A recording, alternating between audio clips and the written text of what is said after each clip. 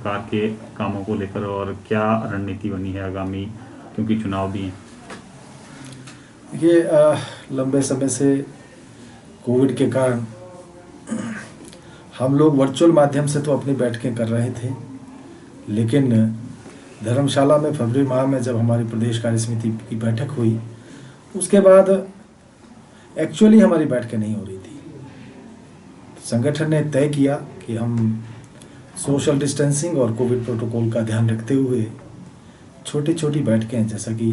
प्रदेश के द्वारा जो अभी कोविड प्रोटोकॉल निर्धारित किया गया है, उसको लेकर हमने 3 दिन तक 15, 16 और 17 तारीख को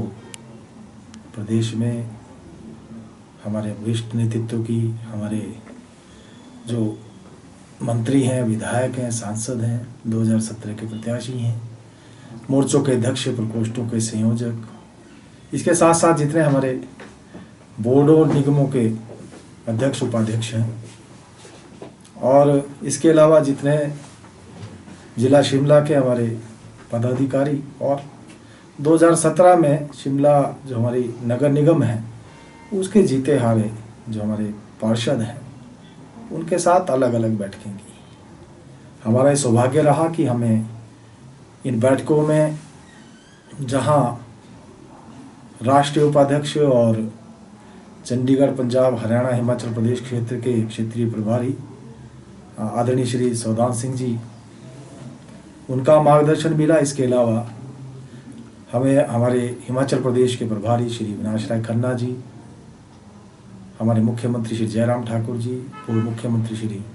प्रेम कुमार धूमल जी, सह प्रभारी संजय टंडन जी, हमारे केंद्रीय वित्त राज्य मंत्री श्री अनुराग ठाकुर जी, और इसके अलावा जितना हमारा शीर्ष नेतृत्व प्रदेश का है,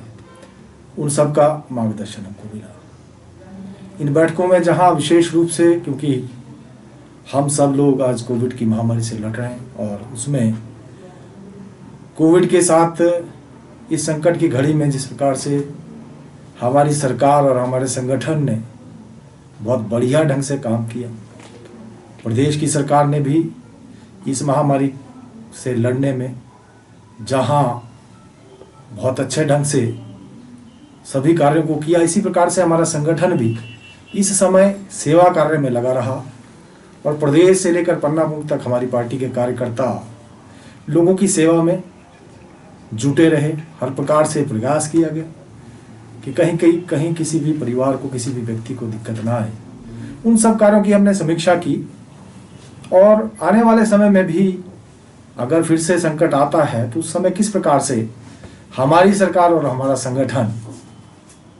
आने वाली चुनौती का भी सामना कर सके। इसके अलावा हमारा वरिष्ठ नेतृत्व, क्योंकि लंबे समय के बाद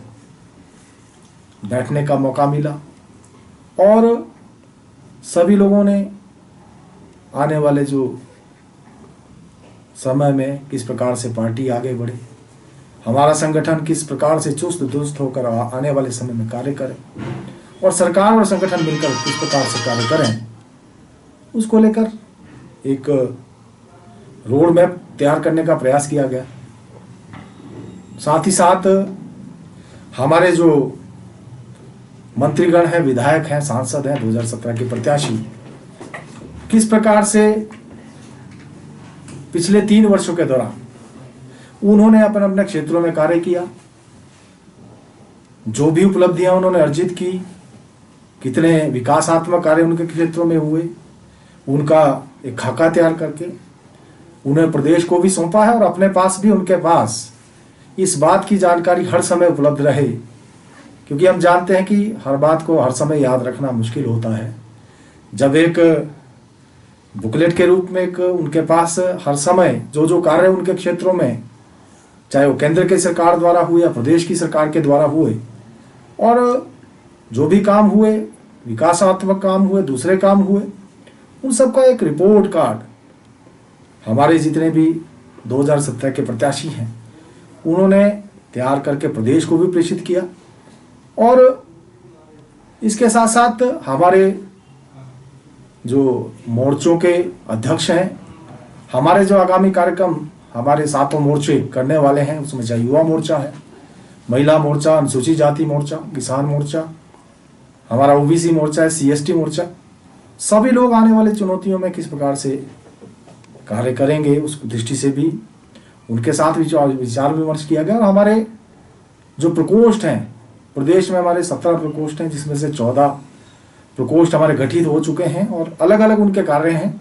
उनको भी चुस्त दुरुस्त करने का काम किया गया। जितने हमारे बोर्डों और निगमों के चेयरमैन वाइस चेयरमैन हैं, किस प्रकार से अभी तक उनके अपने अपने निगमों और बोर्डों में कार्य हो रहे हैं, उसकी समीक्षा, और किस प्रकार से वो सरकार को सहयोग कर सकते हैं, उनके साथ भी उस पर काफ़ी लंबी वार्ता और विचार विमर्श हमने किया। इसके अलावा जिला शिमला, जहाँ पर कि बहुत जल्दी हमारे अगले वर्ष लगभग इसी समय पर कॉरपोरेशन के चुनाव हो रहे हैं, तो हमने हमारे जितने भी जीते हारे जो भी पार्षद थे उनके साथ भी किस प्रकार से